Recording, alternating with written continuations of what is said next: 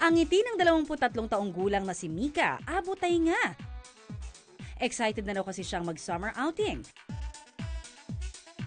Lalo pat ito ang unang taon sa loob ng mahabang panahon na confident na raw siyang magsuot ng bikini. Mula kasi sa timbang na 187 pounds 2 taon na ang nakakaraan, matagumpay niyang napababa ang kanyang bigat sa 128 pounds. January noong nakaraang taon na magpasya si Mika na magbawas na ng timbang dahil madali na raw siyang hingalin. Nais din daw niya na maiangat ang self-confidence niya. There are new clothes na I wanna wear, tas like I try it on, it doesn't look good on me pala. So parang that's a bit disappointing. Like, I mean, no matter how I justify it, kahit pa mag-makeup ako or whatever, like, even if I think I look good, like, I don't feel good in what I wear. Salamat daw sa isang meal plan program na kanyang sinubukan. Naabot niya ang kanyang target weight. Consistently for 3 weeks talagang yung meal plan lang na yun, no bread, no cheese, no milk. Basta anything like that was bad for me, that slowed my metabolism. Parang talagang tiniis ko na hindi kainin. So for me, since natapos ko yung program na yun, parang I realized, wow, nakayanan ko pala. So like I continued with that meal plan even after the 3-week program.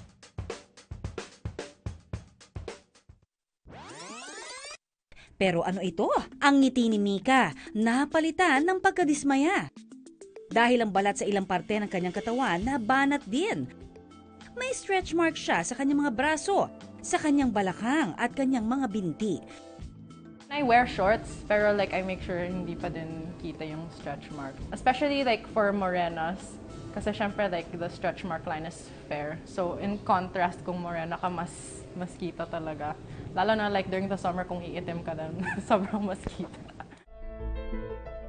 Ang stretch marks, mga peklat na nabuo sa dermis layer ng balat at ang resulta ng overstretched skin o lubos na pagkabanat. Kapag kasi masyadong nabanat ang elastic fibers ng skin, ay nasisira ito at nag-iiwan ng marka. Parang isang goma na kapag in-stretch mo siya at a certain point, tas binitawan mo, babalik. Pero kapag in-stretch mo siya ng sobra, pwede itong maputol. So, that is actually the role of the elastic fiber. Ang pagtaba tulad ng nangyari kay Mika, isa sa mga dahilan kaya lubos na nababanat ang balat. Mas karaniwan din daw para sa mga babae na magkaroon ng stretch marks lalo pat lubos na nababanat ang balat sa pagbubuntis. Ang mga lalaki naman karaniwang nagkakaroon ng stretch marks kung sila ay tumaba o di kaya naman ay nagba-bodybuilding.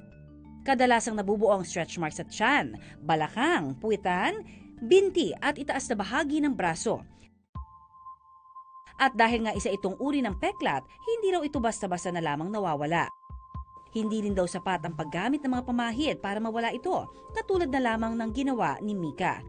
Yung mga tao, umaasa sila na pamahid lang, makakatreat na ng stretch marks. No? Actually, wala kasing pamahid na pwedeng mag-penetrate ng ganong kalalim to that area. Ganun pa man, ang treatment tulad ng fractional laser ay maaring makapagtanggal ng stretch marks dahil tinatarget nito ang deep layer ng balat kung saan nabuo ang stretch marks. At maaaring umabot ng 4 na sessions bago makita ang pagkabawas ng stretch marks. Depende kung gaano kagrabe ito. Bukod sa laser treatment, may isa pang epektibong pangtanggal ng stretch marks, ang carboxy-therapy. Matapos malagyan ng anesthesia, sinimulan ng gawin kay Mika ang tinatawag na carboxy-therapy. Dito ay direktang ini-inject sa balat na may stretch marks ang carbon dioxide gas na siyang magsistimulate sa balat upang maglabas ng sapat na collagen na kailangan sa pagsasaayos nito at pagtatanggal ng mga peklat. Tiis ganda si Mika.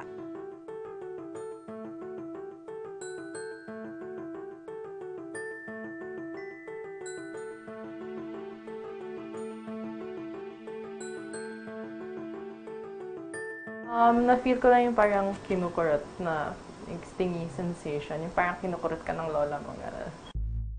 Kailangan daw ng 4 na sessions bago makita ang improvement sa mga stretch marks ni Mika sa balakang. Kung isa kayo sa mga nasasagwaan sa mga markang ito sa inyong katawan, magpakonsulta na sa dermatologist. Dahil may mga paraan naman para ang stretch marks hindi na mahalata o tuluyang mawala. Maraming salamat sa pagtutok sa Pinoy MD. Para po sa iba pang kaalaman tungkol sa ating kalusugan, mag-subscribe na sa GMA Public Affairs YouTube channel. And of course, don't forget to hit the bell button for our latest updates.